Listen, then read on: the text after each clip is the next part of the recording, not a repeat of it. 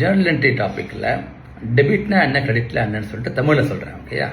So for நான் Tamil speakers you may please skip the video. I'm going to tell the basic concept of debit and credit in Tamil. சரி, இப்போ இது மாதிரி bucket வச்சுக்கோங்க.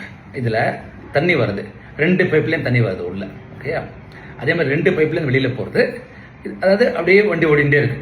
இதுதான் உங்கள் வீட்டு கணக்காக இருந்தாலும் சரி, வியாபாரமாக இருந்தாலும் சரி. ஓகேயா? 2 பைப்லேருந்து உள்ளே வருது இல்லை, இது வந்து உள்ளே வர்றது வரவு அப்படிம்பாங்க. ஓகேயா? ஏன்னா வந்துன்னு இருக்கு. வெளில செல்வது வந்து பற்று அப்படிம்பாங்க. ஓகே, இப்போ இங்கிலீஷில் சொல்லணும்னா கிரெடிட் வந்து சோர்ஸ், டெபிட் வந்து அப்ளிகேஷன் ஆர் யூசேஜ். ஓகேயா? ஸோ உள் வருவது வரவு செய்யணும், வெளி செல்வதை பற்று செய்யணும். இதாங்க மொத்த கான்செப்ட் ஆஃப் அக்கௌண்டன்சி. ஓகேயா? சரி, அடுத்தது இன்னும் ஒன்றே பாயிண்ட் சொல்கிறேன். இந்த 2 பைப் இருக்குல்ல, அதில் ஒரு பைப் வந்து தினசரி நடக்கிற வியாபாரம், அதாவது வருமானம்பாங்க, இன்கம் அப்படிம்பாங்க இங்கிலீஷில். இப்போ நீங்கள் கடையாக வச்சுக்கலாம், வீடாக வச்சுக்கலாம். உங்கள் அப்பா தர சம்பளமும் வருமானம், கடையில் வந்து தினம் விற்கிறாங்கல்ல, அதுவும் வருமானம். ஓகேயா? இன்னொரு டைப் ஆஃப் வருமானம் வந்து அது வருமானம் இல்லை, அதாவது நீங்கள் கடனை வாங்குறீங்க.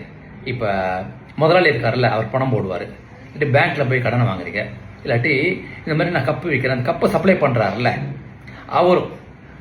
ஸோ 2 பைப் வருது, ஒன்று வருமானம், இன்னொன்று வந்து கடன். ஓகே, அப்போ 2மே வந்து வரவு செய்யணும், கிரெடிட்.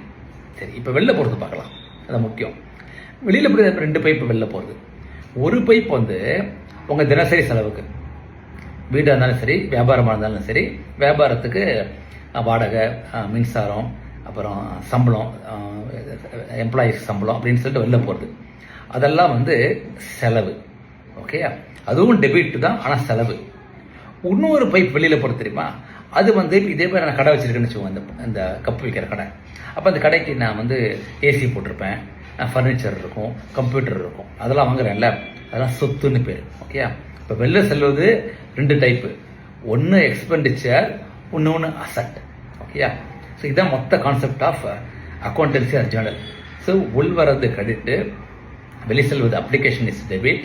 ஓகே, இதில் 2 டைப் இருக்குது. உள்ள வருவதில் இன்கம் அண்ட் லைபிலிட்டி, வெளியில் போகிறதுல 2 எக்ஸ்பெண்டிச்சர் அண்ட் அசட். ஓகேயா? தேங்க்யூ.